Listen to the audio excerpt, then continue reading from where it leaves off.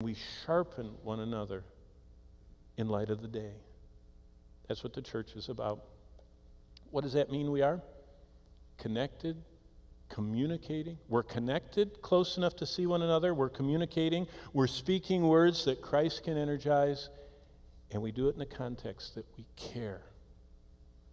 I care so much about you going out in the fire, I want to remind you don't have your helmet on. I care so much about you going into the smoke, I want to remind you need your oxygen tank. I care about you so much, I say, something's out of whack here. Something's going on in your life.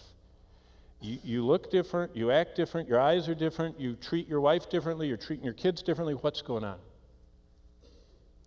See, we all need to be close, connected, caring. Now, how do you do that? Well, I'm glad you asked. And God says you use the shield of faith and make sure everybody else is using it. We remind each other that when God says it quenches all the fiery darts, he means it. That there is no temptation taken us but such as is common to man, but God is faithful and he can extinguish every one of them that we let him. We remind each other of that. And then we realize Satan knows just where to shoot in our life.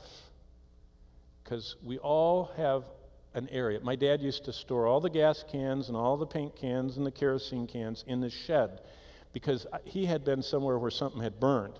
So he had he didn't want gas fumes anywhere around us. So we put it out in the shed. And I used to mow the lawn and leave the gas can, and my dad would say, and he knew one spark would, Satan knows what can explode us. He knows where to shoot. And so because of that, when we have pain, he knows that he can shoot an arrow at us and inflame us, say, God isn't good, he shouldn't allow you to have pain. But God says, no, in faith, trust my wisdom. I know everything about your life, and I know you need this pain right now. When we have sorrow, God doesn't care, he's out of touch.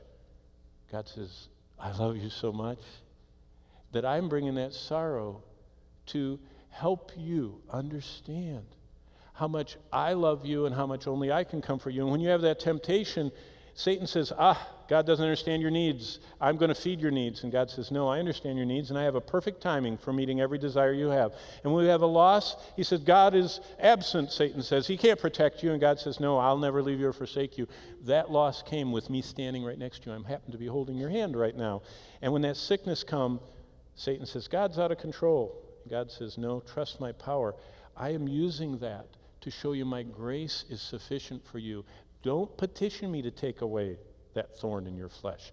Find I can be closest. And when we have that deepest desire, a lust, Satan says, God doesn't really want you to be happy. And God says, trust my plans.